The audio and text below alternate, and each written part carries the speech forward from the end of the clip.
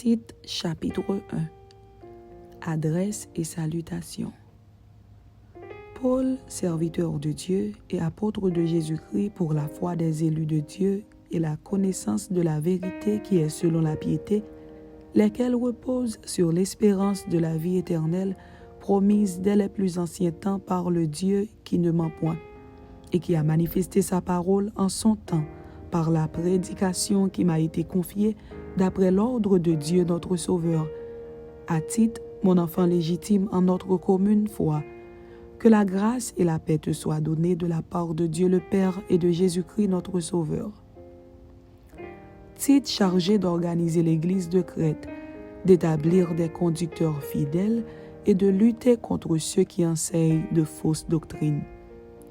Je t'ai laissé en Crète afin que tu mettes en ordre ce qui reste à régler et que, selon mes instructions, tu établisses des anciens dans chaque ville.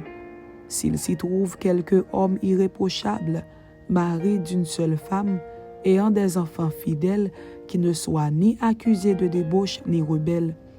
Car il faut que l'évêque soit irréprochable, comme économe de Dieu, qu'il ne soit ni arrogant, ni colère, ni adonné au vin, ni violent, ni porté à un gain déshonnête. Mais qu'il soit hospitalier, ami des gens de bien, modéré, juste, saint, tempérant, attaché à la vraie parole telle qu'elle a été enseignée, afin d'être capable d'exhorter selon la saine doctrine et de refuter les contradicteurs. Il y a en effet, surtout parmi les circoncis, beaucoup de gens rebelles, de vains discoureurs et de séducteurs, auxquels il faut fermer la bouche. Ils bouleversent des familles entières, enseignant pour un gain honteux ce qu'on ne doit pas enseigner. L'un d'entre eux, leur propre prophète, a dit « Crée-toi toujours menteur, méchante bête, ventre paresseux ». Ce témoignage est vrai. C'est pourquoi reprends-les sévèrement afin qu'ils aient une foi saine et qu'ils ne s'attachent pas à des fables judaïques et à des commandements d'hommes qui se détournent de la vérité.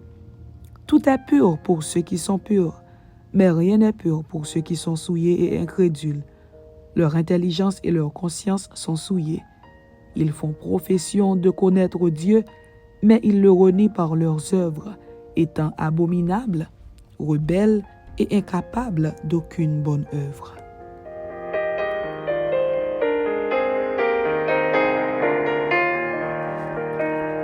Tite, chapitre 2. Comment Tite doit exhorter les vieillards, les femmes, les jeunes hommes, les serviteurs, et quel exemple il doit donner lui-même. Pour toi, dis les choses qui sont conformes à la saine doctrine. Dis que les vieillards doivent être sobres, honnêtes, modérés, saints dans la foi, dans la charité, dans la patience. Dis que les femmes âgées doivent aussi avoir l'extérieur qui convient à la sainteté, n'être ni médisantes, ni adonnées au vin, qu'elles doivent donner de bonnes instructions, dans le but d'apprendre aux jeunes femmes à aimer leurs maris et leurs enfants, à être retenues, chastes, occupées aux soins domestiques, bonnes, soumises à leur mari, afin que la parole de Dieu ne soit pas blasphémée. Exhorte de même les jeunes gens à être modérés, te montrant toi-même à tous égards un modèle de bonnes œuvres et donnant un enseignement pur, digne, une parole saine, irréprochable, afin que l'adversaire soit confus, n'ayant aucun mal à dire de nous. Exhorte les serviteurs à être soumis à leur maître, à leur plaire en toutes choses, à n'être point contredisants, à ne rien dérober, mais à montrer toujours une parfaite fidélité, afin de faire honorer en tout la doctrine de Dieu notre Sauveur. La grâce de Dieu manifestée, ce qu'elle enseigne et ce que Tite doit enseigner.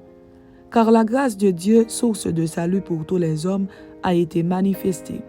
Elle nous enseigne à renoncer à l'impiété et aux convoitises mondaines et à vivre dans le siècle présent selon la sagesse, la justice et la piété. En attendant la bienheureuse espérance et la manifestation de la gloire du grand Dieu et de notre Sauveur Jésus-Christ, qui s'est donné lui-même pour nous, afin de nous racheter de toute iniquité et de se faire un peuple qui lui appartienne, purifié par lui et zélé pour les bonnes œuvres. Dis ces choses, exhorte et reprends avec une pleine autorité, que personne ne te méprise. Amen. C'était Tite chapitre 1 et Tite chapitre 2. Que Dieu vous bénisse. Amen.